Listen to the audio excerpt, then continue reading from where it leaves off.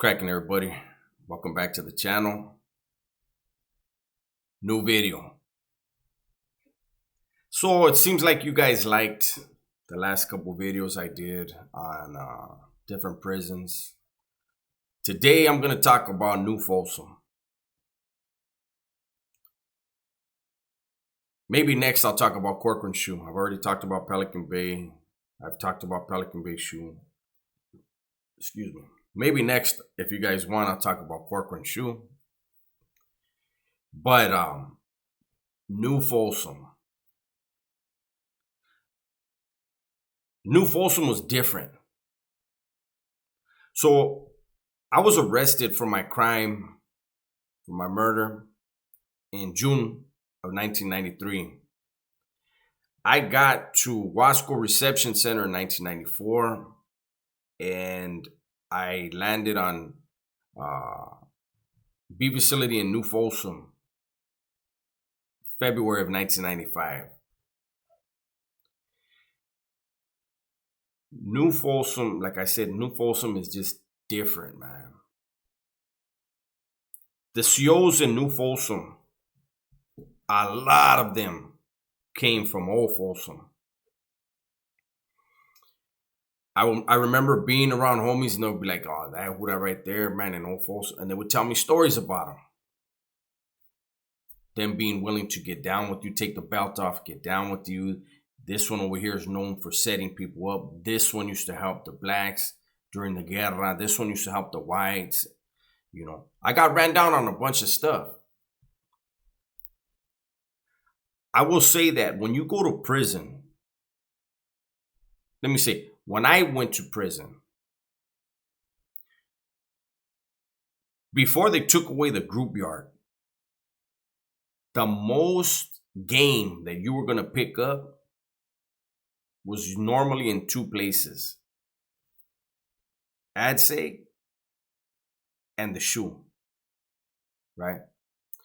But I will tell you that in New Folsom, I was blessed because I had been through the youth authority and I knew I don't want to hang around with guys my age. I learned that in YA. You know, I wanted to kick it with homies that had years of experience in YA and get laced up by them. I was the same way in the joint. So I was able to learn a lot while in New Folsom. But I'll tell you one thing. Those of you that have been to prison and you remember the Super 3 and the Super 2 radios, Super 3s were a dime a dozen. Super 2s were hard to find. I remember getting there and being able to, when the vato would come through with the property, he would be like, hey, homie, you want to buy Super 3, Super 2s? I got you. And if I remember right, it was $20 for a Super 3, 30 or 35 for a Super 2. Super 2s were a little bit smaller, but sounded way better.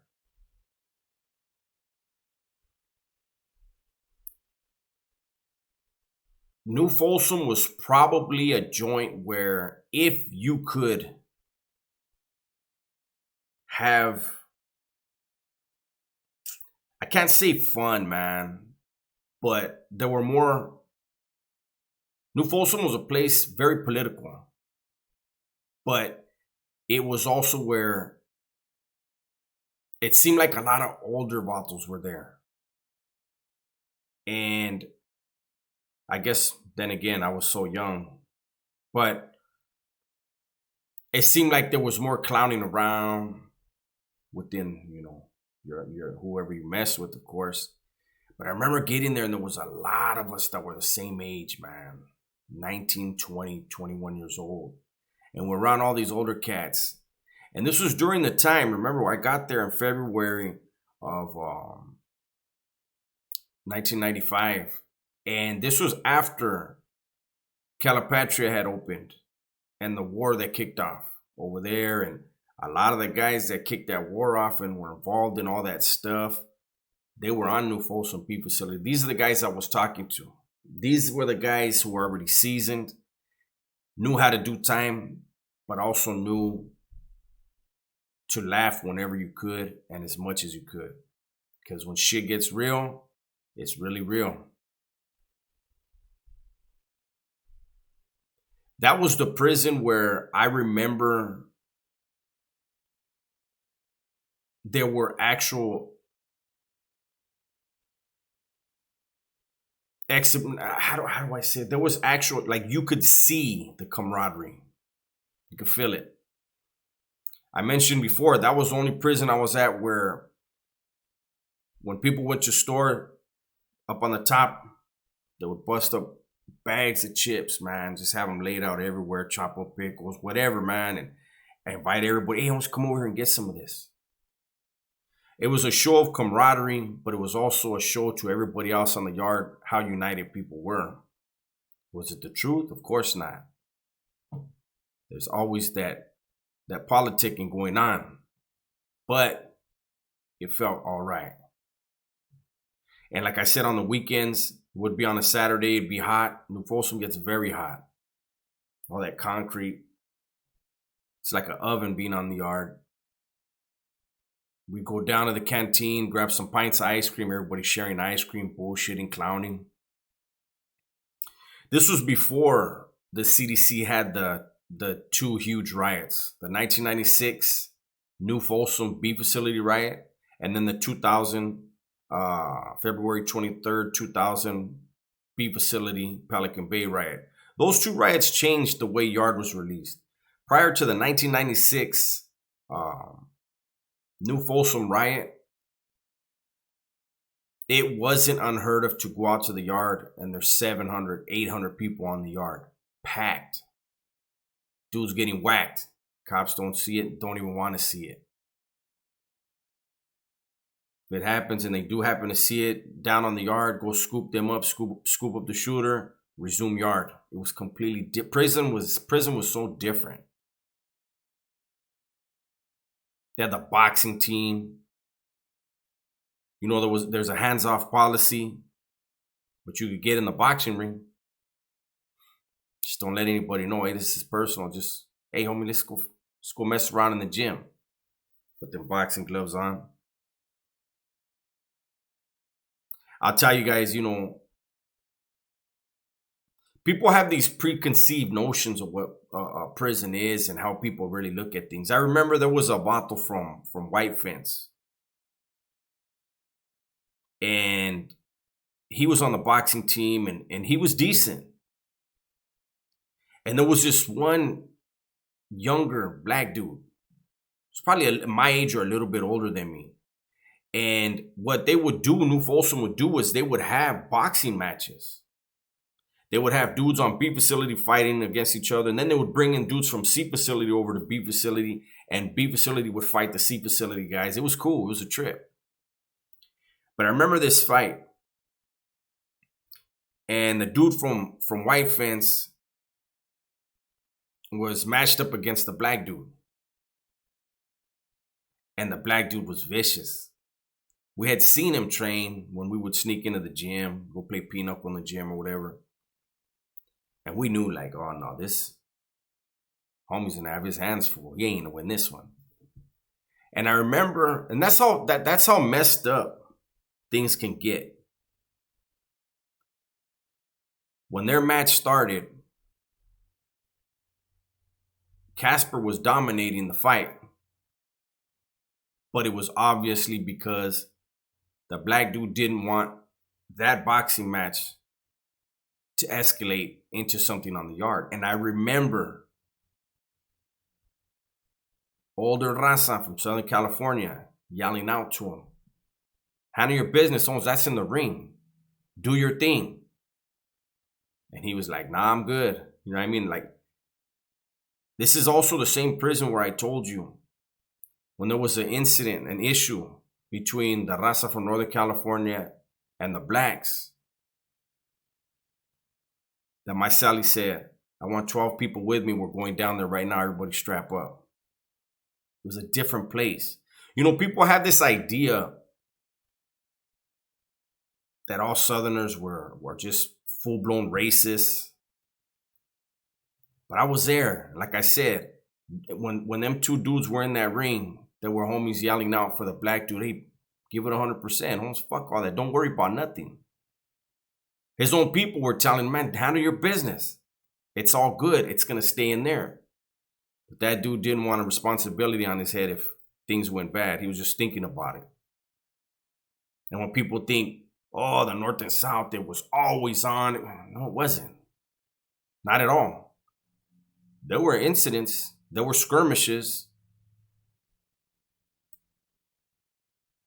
But prison wasn't the way people want to make it seem. And that's why I say, like when I'm on my other channel and I do my reaction videos, and I always say, prison is bad enough. We don't have to make up lies. There's nothing cool about prison. But when I look back on my whole prison term, the fondest, if I could have a fond memory, would be, the fondest memories would be then. Being young and learning things, quickly understanding the difference between the CDC and the CYA. You know, me going in there with that, I wanted to learn mentality, but also feeling like this place is laid back compared to YA.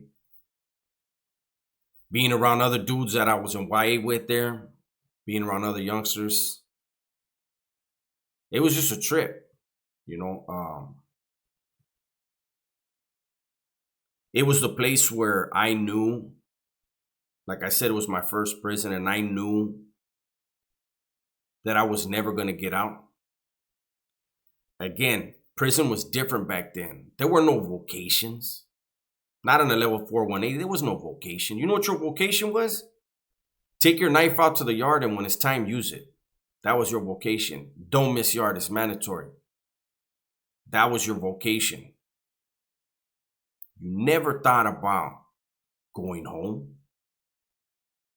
You didn't think about an appeal. I remember I had a few hyenas, bad ones. And they came to visit me, and I just was like, the fuck I want that for? And I remember I cut my ladies loose. One of my homeboys, he's from the east side though. Catfish. Shout out to Catfish. And he was like, hey, I heard you cut my homegirl loose. I said, yeah. He said, why? I said, because this is me. I don't need anything in my life that'll make me hesitate. Everything outside of these walls, I can't do nothing with it. It cannot have any bearing on me. That was prison back then. There was no hope. Nobody gave a fuck. We knew we were going to die in prison, just didn't know what part, which prison, or how. And we were all right with it. We had to be. I'm glad that the CDC is not that anymore, because now you can still think like that and you will be right. But there are options. Thanks to the Anti-Recidivism Coalition and the things that they passed, you go to school, you can get some time off.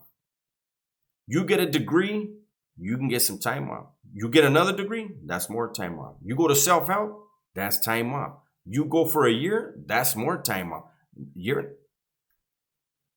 There's incentives to bettering yourself that didn't exist 20 or 30 years ago.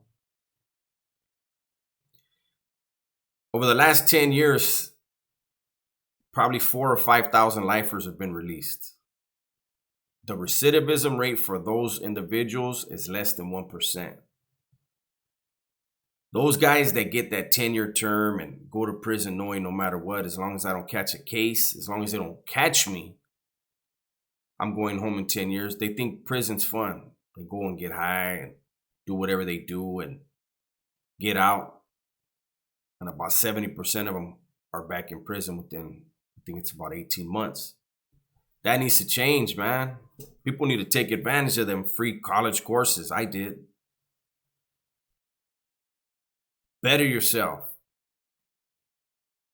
Prison is for the birds, man.